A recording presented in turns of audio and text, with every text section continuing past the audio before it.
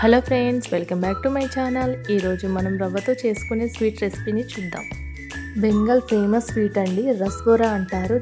జ్యూసీగా చాలా టేస్ట్గా ఉంటుంది. చూడండి ఎంత జ్యూసీగా ఉందో. చేసుకోవడం చాలా సులభం. ఇప్పుడు ఆ ప్రాసెస్ ఏందో చూద్దాం. ముందుగా స్టవ్ మీద ప్యాన్ పెట్టి దాంట్లోకి 1 కప్పున్నర పాలను తీసుకోవాలి. వీటిని ఒక పొంగు వచ్చే వరకు కాగనివ్వాలి. ఒకసారి కలుపుకోవాలండి. పొంగు వచ్చింది కదా, ఇలా కలుపుకోవాలండి. చిక్కటి పాలు అయితే స్వీట్ అనేది చాలా టేస్ట్గా ఉంటుందండి. ఇప్పుడు మిగతా ప్రాసెస్లోకి వెళ్దాం. ఇప్పుడు మిక్సీ జార్లోకి 1 కప్పు బొంబాయి రవ్వ అంటే సుజీ రవ్వను తీసుకోవాలండి. అందులోకి యాలకులను తీసుకొని మిక్సీ పట్టి చూడండి ఇంత మెత్తగా చేసుకుంటే బాగుంటుంది. ఇలా గ్రైండ్ చేసిన సుజీ రవ్వను పాలలో బాగా కలిసేలా కలుపుకోవాలి. స్టవ్ను సిమ్లో పెట్టాలండి. బాగా కలుపుకోవాలి. ఉండలు లేకుండా కలుపుకోవాలండి. ఇలా కలుపుకున్న తర్వాత స్టవ్ ఆఫ్ చేసి మూత పెట్టేసి ఈ మిశ్రమాన్ని కొంచెం చల్లారనివ్వండి. అది చల్లారేలోపు మనం షుగర్ సిరప్ని తయారు చేసుకుందాం. ఒక గిన్నెలోకి 1 కప్పు షుగర్, అదే కప్పుతో నీళ్లు పోసి షుగర్ని కరిగించుకోవాలి. మీడియం ఫ్లేమ్లో పెట్టి ఈ సిరప్ను చిక్కపడే వరకు ఉంచుకోవాలి. ఎటువంటి పాకం రావాల్సిన అవసరం లేదండి. ఈలోపు రవ్వ మిశ్రమం కూడా వేడి తగ్గిపోయిందండి. ఈ రవ్వ మిశ్రమాన్ని 3-4 నిమిషాలు కలుపుకోవాలి. రవ్వని ఎంత బాగా కలిపితే స్వీట్ అనేది అంత బాగా వస్తుంది. చూడండి 3-4 నిమిషాల పాటు బాగా కలుపుకోవాలి.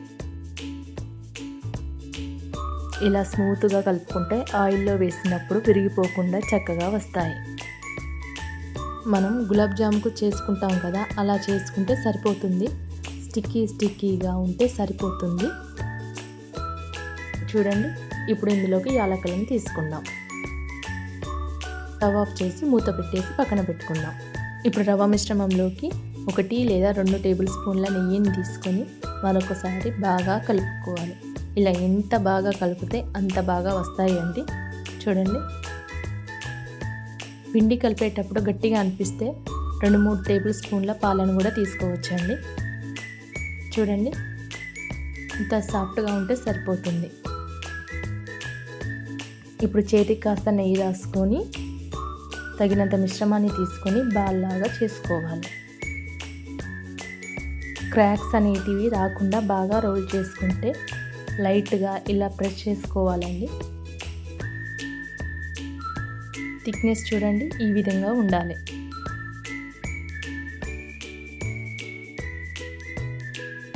ప్రతిసారి చేతికి నెయ్యి అప్లై చేసుకొని తీసుకోవాలి. ఇదే విధంగా అన్నీ చేసుకోవాలి.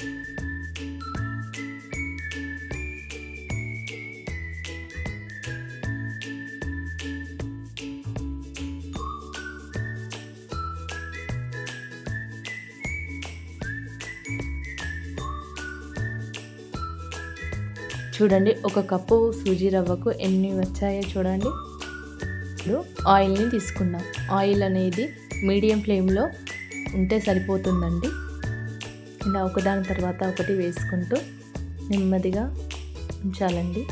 ఒకవేళ ఆయిల్లో వేసినప్పుడు విరిగిపోతే పిండిలో మైదా కానీ లేదా గోధుమ పిండిని కానీ 1 స్పూన్ లేదా 2 స్పూన్లు కలుపుకుంటే చక్కగా వస్తాయి. ఇప్పుడు మీడియం ఫ్లేమ్లో పెట్టి వేయగానే కలుపుకోవద్దండి, చిన్నగా కలుపుకోవాలి. ఇలా మరో పక్కకు తిప్పుకోవాలండి. ఇవి గోల్డెన్ బ్రౌన్ కలర్కి వచ్చే వరకు ఇలానే ఉంచాలండి. చూడండి ఇవి వేగాయండి. ఇప్పుడు ఇవి ప్లేట్లోకి తీసుకుందాం.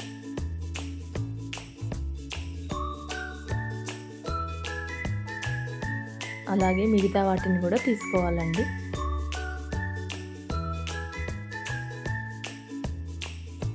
ఇప్పుడు స్టవ్ ఆఫ్ చేసి మిగిలిన వాటిని కూడా ఇలానే తీసుకోవాలండి. అన్నీ తీసుకున్న తర్వాత స్టవ్ ఆన్ చేయాలండి. అది కూడా మీడియం ఫ్లేమ్లో పెట్టాలి.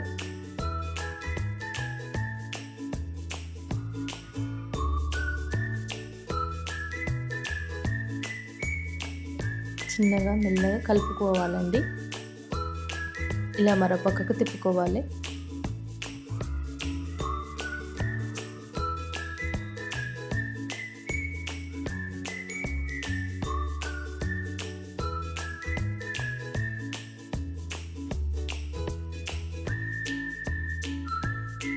ఇప్పుడు వీటిని కూడా ఒక ప్లేట్లోకి తీసుకోవాలి.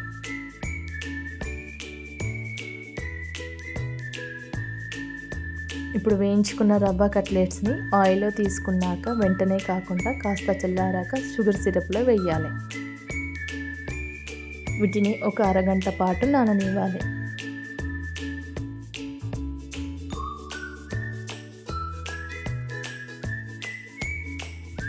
ఇవి చక్కగా నానాయండి అరగంట సేపు. ఇప్పుడు వీటిని సర్వ్ చేసుకుందామండి. జ్యూసీగా చాలా టేస్ట్గా ఉంటుంది. చూడండి ఎంత జ్యూసీగా ఉందో. చేసుకోవడం కూడా చాలా ఈజీగా చేసుకోవచ్చండి. సింపుల్ వేలో చేసుకోవచ్చండి. అంతే అండి, రవ్వ స్వీట్, రసబొర, రవ్వ గులాబ్ జామ్ అని కూడా పిలవచ్చు. చాలా బాగుంటుంది. మీరు కూడా తప్పకుండా ట్రై చేయండి. గార్నిష్ కోసం ఇప్పుడు జీడిపప్పును కూడా వేసుకుందాం. ట్రై చేసి ఎలా వచ్చిందో కామెంట్ చేయండి.